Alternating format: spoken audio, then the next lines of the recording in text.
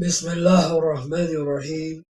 الحمد لله والصلاة والسلام على أشرف الأنبياء وخاتم النبيين نبينا محمد وعلى آله وأصحابه ومن تبعهم بالإحسان إلى يوم الدين.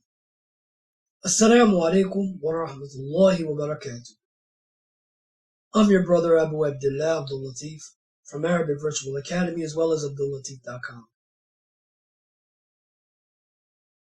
Today I want to discuss an issue.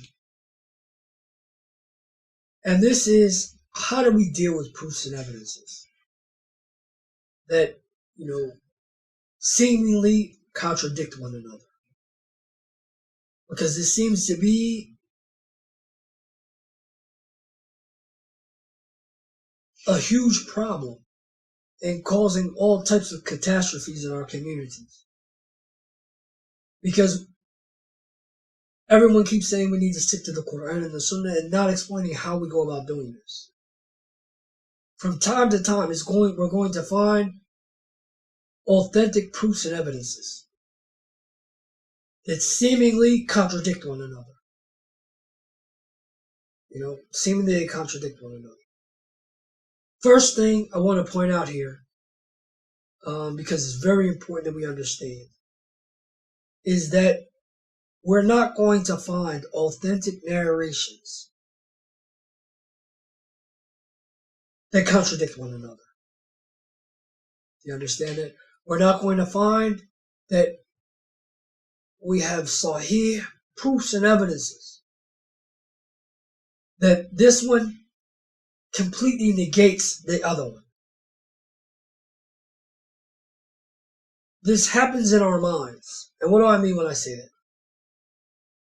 Because of our lack of understanding, a lot of times, whether it's because we don't have other proofs to go and get an explanation from, we don't know how to work with the proofs and evidence. There's lots of reasons. So we end up saying, okay, this particular proof, it negates that other one. Or we're not going to work by that other one. We have to understand we have an obligation when we talk about authentic proofs and evidences. There are two things that are obligatory on you. Or I can say one of two things, maybe. If what's in that proof or that evidence is something that you are supposed to believe, then it's obligatory on you to believe that thing. And if it's something that you are told to do, then it's obligatory that you act on it. That you don't just leave it off is what I mean. Because as you know, there are some things that are just recommended and things along these sorts. But it's not just abandoned. Why? Because these are authentic proofs and evidences. We work with that which is authentic. Okay? So the asl isn't that we say, okay, well listen, I'm going with this one instead of that one. I'm going to throw this one out. That's the first things that we have to get in our head. That's the first issue we have to understand. Is it's not about, okay, I'm going to throw one of these out. I'm going to go with this and this one's just going to get abandoned. Why do I say this? Because this is not the way of Ahl Sunnah wal Jama'ah. You're going to find when we have issues of this situation, call it ta'awud, where they oppose these two proofs and evidences or more, oppose one another to the point of it looks to us like they're negating one another. Right? What we do here is not to say, okay, we're going to work with this one and throw this one out. The scholars of Ahl Sunnah, they have different ways in which they deal with this situation. And, I've explained this, and for those of you who have taken the Usul al-Fiqh classes with us. But just to summarize, there's one way in which we find that the Jamhur, or the majority of the scholars, they use to get rid of this. The first of these options, or the first thing that we do, is what they call a gem, which means we work with both of these proofs and evidences. We combine them, we work with both of them. How does this happen? Because we know sometimes there's a narration that says this and a narration that says this. I mean, there's lots of them. But this is talking about in this situation, and this is talking about in this situation. Like there were certain things that during the Meccan period, the ruling was this, when the Muslims were weak. And there were other things in times when in the Medinan periods when the Muslims had strength. So in times of weakness, we work with this. And in times when the Muslims are in situations where the Muslims are strong, we work with this. This is how we have this gem. We have both opinions, or we have both proofs, we have both positions, and we work with both of them when the situation arises. This is the first way. It's not, okay, well, we're going to only do this one, we're going to only do this one, and the other one's just going to get thrown away.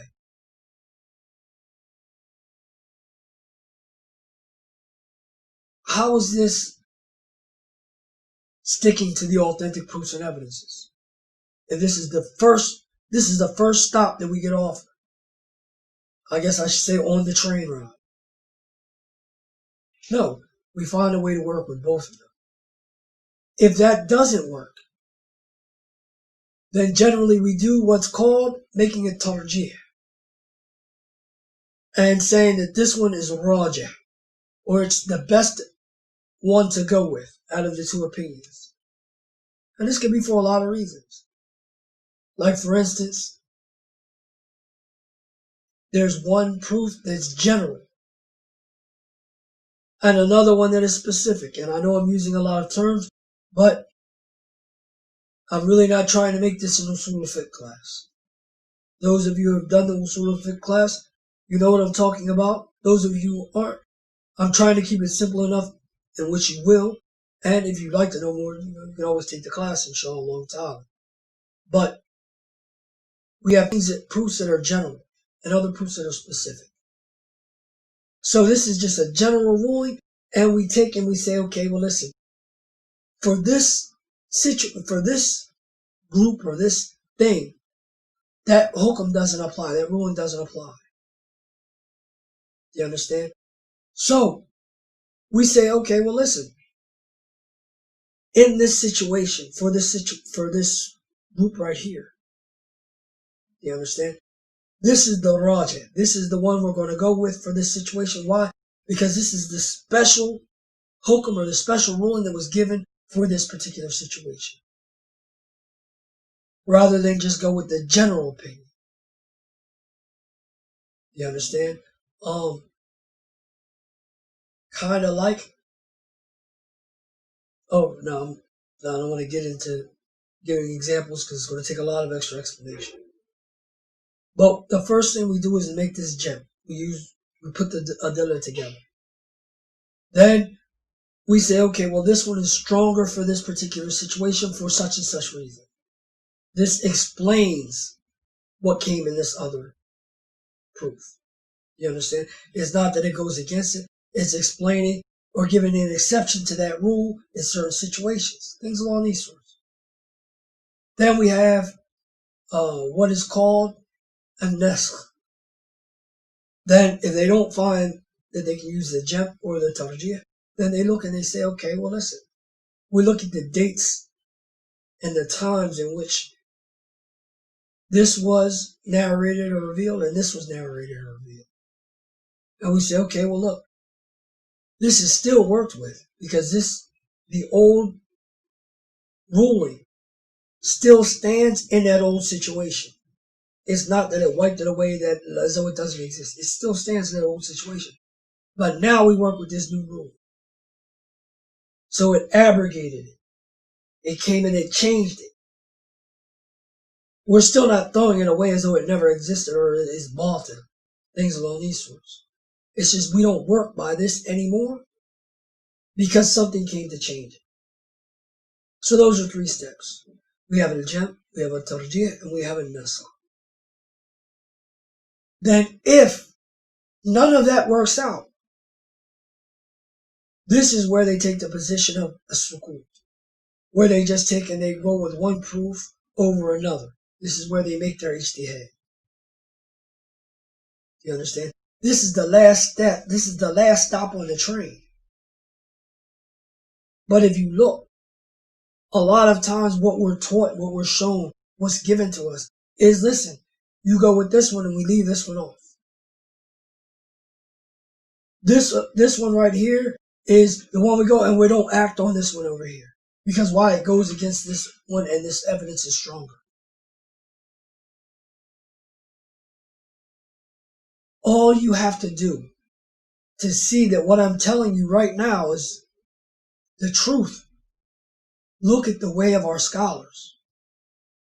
Our scholars aren't doing what you see that we're being told if this is what we're being told. It's not that simple.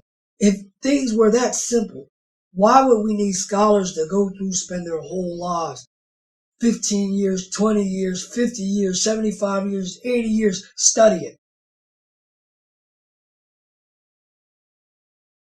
If it was really simple enough for someone that never studied Islamic sciences to go ahead and, how to put it, I guess just figure it out. You know, what would be the purpose of the scholars giving up all that time and us needing to go back to them if it was that easy? So you have to remember that there's a way in which we deal with these evidences that seemingly go against one another. It's not automatically we just take this one and throw this one out. As I just showed you with the jamhur, the majority of the ulama, that's the last stop on the train. There are a number of stops before that, to where these other proofs and evidence are given their rights as authentic proofs and evidences. They're not thrown out and disregarded. And doing that at the last stop or the last step is because we have no other option. So don't be so quick to think, okay, well, look, this one said this and this one said this. I'm going to go with this one. I'm not going to deal with that particular proof. But we don't work with that because this is stronger. That's not, one, our position or the role that we should be playing. And two, it's not correct. This wasn't the way of our scholars, past or present. But rather, this is the way of the common average individuals and the younger individuals from the students of knowledge that are out here trying to make their way. But are you really going to follow their example or the example of people who are the inheritors of the prophets? Not just of our time, but for generations upon generations upon generations. May Allah Ta'ala guide us to that which is correct. Forgive us for our shortcomings and lead us to those things that are going to be pleasing to Him and enter us into His paradise. Yawm al-Qiyamah. Ameen, Ameen, Allahumma Ameen. Subhanaka Allahumma wa bihamdik. Wa ashhadu an la ilaha illa ant. Wa astaghfiruka wa atubu ilayk.